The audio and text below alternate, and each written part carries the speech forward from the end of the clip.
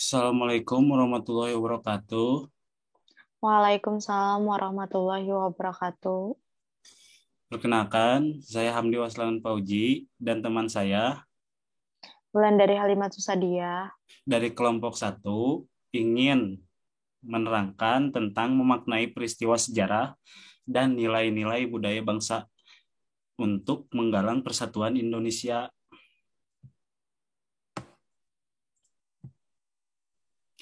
Sejarah secara umum adalah dapat diartikan sebagai asal-usul cerita ataupun peristiwa yang terjadi di masa lampau.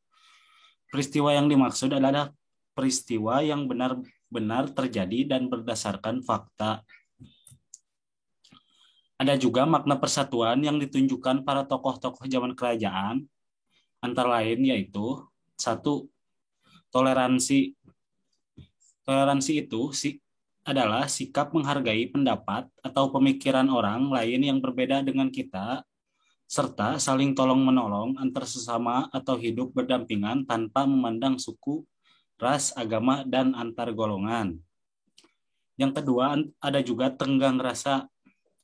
Tenggang rasa itu adalah sikap kita dalam menyikapi perbedaan sehingga tidak menyakiti atau menyinggung orang lain.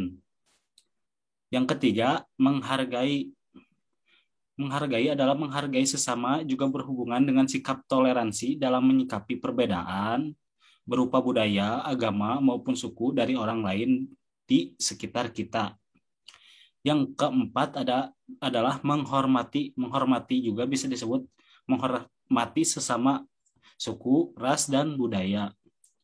Hal ini bisa dilihat ketika pernikahan Rakai Pikatan, yaitu peleburan kerajaan yang beragama Hindu dan Buddha, dan banyak candi yang berdampingan antara candi Buddha dan Hindu. Nah, ada juga makna persatuan yang ditujukan oleh para tokoh pejuang kemerdekaan atau masa revolusi. Suasana persatuan dan kesatuan sangat dirasakan ketika satu, anggota TNI, Kelaskaran dan rakyat bersatu padu di masa perlucutan senjata terhadap Jepang perang melawan sekutu dan Belanda.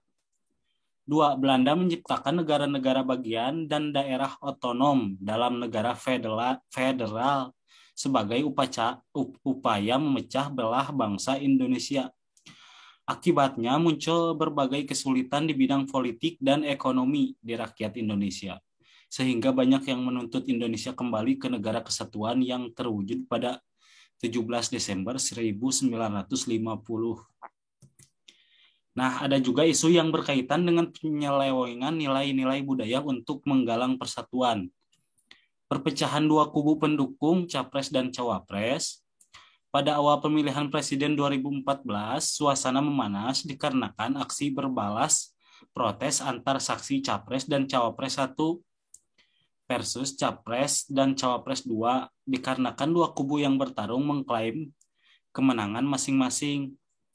Pengaruh dari kegaduhan Pilpres 2014 menjalar hingga Pilpres 2019 yang menciptakan kegaduhan yang cukup bisa dirasakan masyarakat luas. Salah satunya adalah perpecahan antar umat beragama, serta munculnya beberapa isu ras dan suku yang disebabkan polarisasi yang diperparah dengan politik identitas. Nah, untuk penerang selanjutnya, yaitu ada teman saya yang akan menerangkan peran pemerintah dalam menanggulangi perpecahan. Ya, peran pemerintah dalam menanggulangi perpecahan yang pertama, MK memutuskan menolak seluruh gugatan perselisihan hasil Pilpres yang diajukan Capres dan Cawapres 1. Yang kedua, MK menilai tidak ada kecurangan yang terstruktur dan sistematis yang dilakukan penyelenggara pemilu pada Pilpres 2014. Yang ketiga, pada tahun 2019, MK yang kembali menerima gugatan dari pihak salah satu capres dan cawapres yang akhirnya memulai sidang dikarenakan suasana politik yang memancing aksi jalanan mulai meresahkan. Peran instansi dan ormas untuk meredam kegaduhan yang terjadi di antara masyarakat awam. Yang pertama, pimpinan ormas beragama di Indonesia bertindak dengan meminta KPU menjalankan proses secara jujur dan transparan. Yang kedua, ormas yang tidak bisa melakukan sesuatu yang bukan kewenangan akhirnya hanya bisa menenangkan anggotanya dan menyerukan ke masyarakat agar tetap berpikir secara rasional saat kondisi seperti itu. Yang ketiga, KPU mulai menyiapkan akun resmi kampanye di sosial media, yang mana media tersebut adalah salah satu media yang pada zaman ini sangatlah berpengaruh dalam segala aspek kehidupan. Terus yang keempat, Polri dan Bawaslu juga ikut serta secara aktif untuk menerbitkan polemik yang didasarkan perbedaan pendapat ini.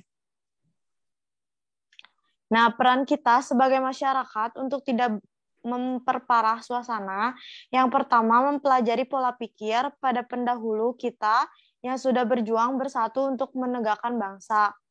Yang kedua, menghargai perbedaan pendapat antara sesama agar tidak terjadi konflik yang berkepanjangan. Yang ketiga, bijak dalam menyiarkan atau mengkonsumsi berita agar tidak terjadi kesalahpahaman yang menyebabkan perpecahan. Yang keempat, memahami konsep saling pengertian pada pemimpin kerajaan pada zaman dahulu yang mengesampingkan ego mereka agar bisa bersama-sama berjuang melawan penjajahan.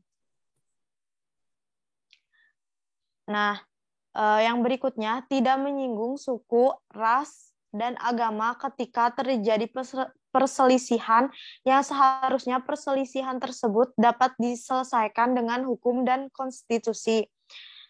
Selanjutnya, tetap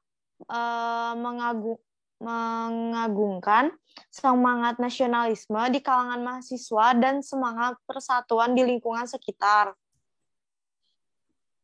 Nah, jadi kesimpulannya, kita adalah bangsa majemuk dan cara kita untuk meminimalisir perpecahan yang mengundang anarkisme adalah dengan memaknai peristiwa sejarah dan nilai-nilai budaya bangsa untuk menggalang persatuan Indonesia.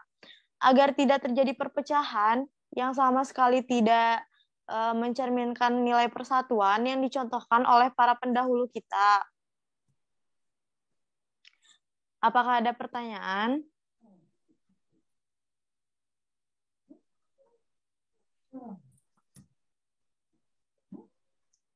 Terima kasih. Wassalamualaikum warahmatullahi wabarakatuh.